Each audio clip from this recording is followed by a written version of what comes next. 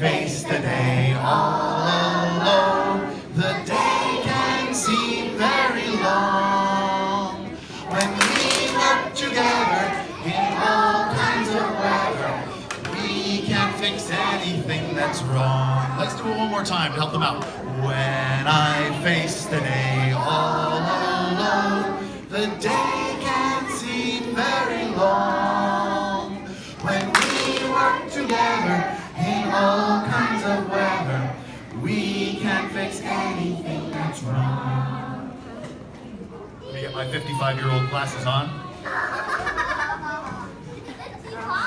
And you ready, parents? You remember what you have to say to start this? Let me tell you a story that perhaps you don't know. Here we go. Once upon a time, a lion was sleeping in the forest. Suddenly, the lion heard something. A mouse scurried across the floor of the forest. The lion trapped the mouse. The lion said, "Now I've got you." The mouse said, "No, lion, no. Now I'll eat you." "No, lion, no." "Why shouldn't I?" "Someday, maybe I can help you." "You help me?" Ha ha ha. The lion lifted his paw as he laughed, and the mouse ran away. And the lion said, "Huh? Oh well, easy come, easy go." A few days later, the lion was walking in the forest. Nothing like being a lion, lying around all day. But the lion didn't see the hunter's net. The net trapped the lion. And the lion said, "Help, help, help." And the mouse said, "Lion, you're trapped in a net.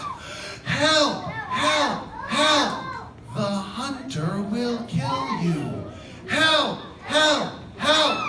But I can save you with my teeth."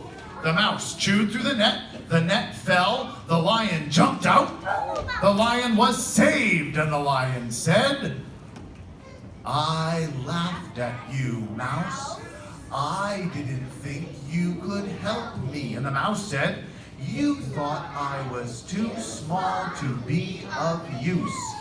But now I understand.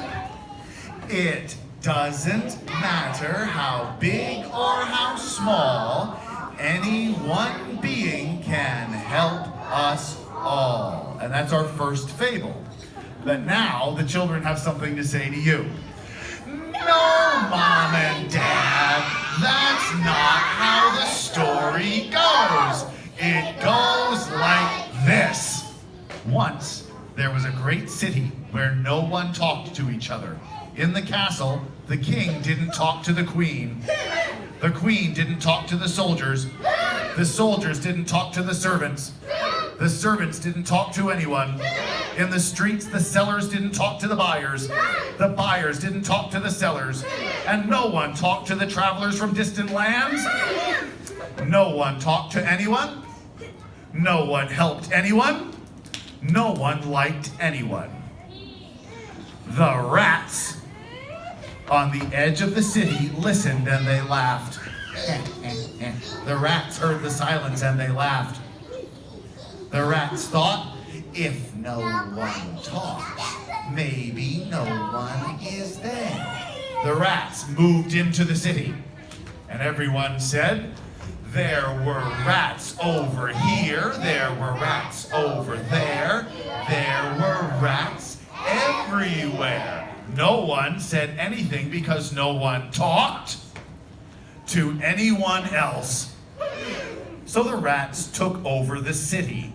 There were rats on the stairs, rats on the streets, rats on the shelves, rats in the trees. There were rats in the walls, rats in the clocks, tick-tock, tick-tock, rats in the shoes, rats in the socks. The rats took things from the stores. Oh no! The rats had fashion shows in the streets. Oh no! The rats ate the food. Oh no! The city was a mess. The castle was a mess. Everyone said, "This is rat-tastic." Everyone left the city. Everyone left the castle. They all moved into the forest at the edge of the city. There they set up camp. No one knew what to do. Some said, "We must do this." Others said, "We must do that. We must do this. We must do that. We must do this. We must do that." But they couldn't agree. No one had talked to each other for years, so no one knew how to listen. But there were some children who spied on the rats. The children spied on the castle. The children spied on the city. The children saw that without people in the city, the rats ate all the food, the rats drank all the water, the rats grew weak, the rats grew sick. The children had an idea. So the children said to the king, but the king wouldn't listen. So the children said to the queen, but the queen wouldn't listen. The children said to all the adults, but the adults wouldn't listen. So the children said, "We'll have to do it ourselves." The children dug a tunnel under the city. The animals noticed. The animals helped them dig. The children cut down trees and built boats. The soldiers of the castle noticed. The soldiers helped them. The children made wooden buckets and filled buckets of water from the lake. Everyone noticed. Everyone helped them. They all carried the buckets to the tunnel and dumped the water in. Everyone gathered food from the forest. They filled the boats with food and sent them floating through the tunnels. The rats smelled the food and went down into the tunnels.